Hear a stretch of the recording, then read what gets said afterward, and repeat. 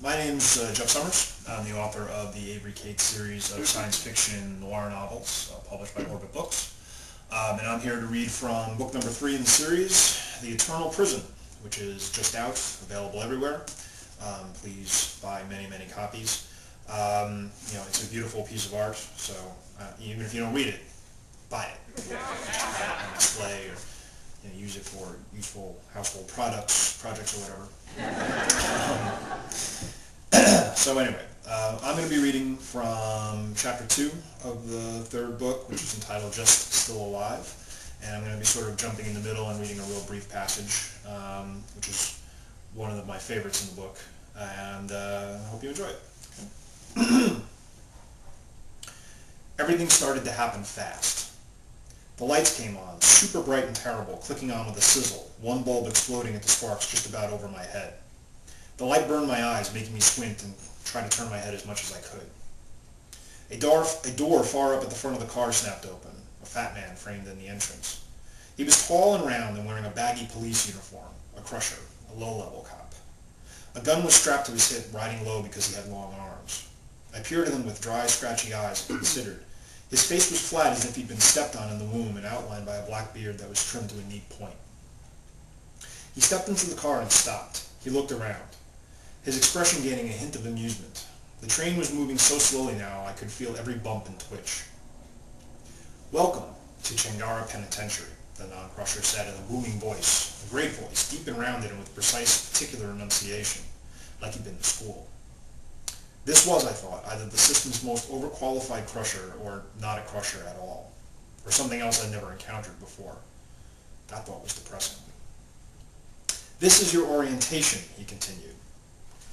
I don't do voices when I read. Some authors like to try and act it out a little bit, but I always end up sounding a little bit like Foghorn Leghorn, especially because I get drunker. So, I just don't do that. So you just have to spice that up in your head.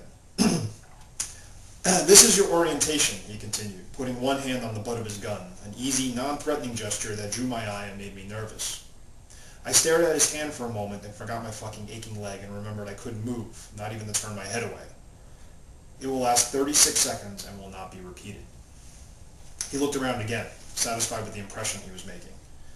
"Changara is an EOT installation. EOT stands for end of term. You do not get released from Changara. You do not move on to any other location." He smiled. "There is no escape. Should you choose to take your chances, we will not break much of a sweat to stop you. There is a wall and towers, and we will snipe your ass in a second if we can. But if you scale the wall and run for it, good for you. There is nothing but hundreds of miles of desert around you, and you will be dead within a day. This is not idle bullshit. One day. It's even worse during the winter.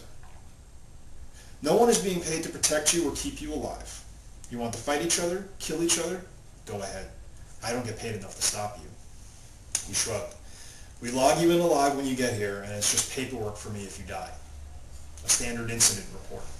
I can fill one of those out in 1 minute. So feel free." He paused to look us all over.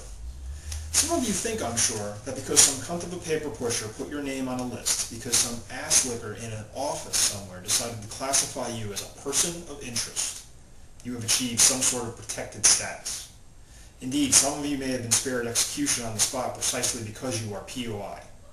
Well, fuck that, and fuck you. There are no interesting people on this train." He drew his gun with impressive speed and flair. Before I could shout or twitch or do anything, he turned to the poor sap strapped into his left and shot him 3 times in the goddamn face.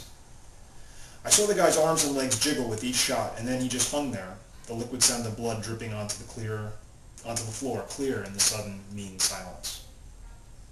There are no fucking paper pushers here. None of you are special, and none of you will be seen outside of this facility again. Remember that, punks.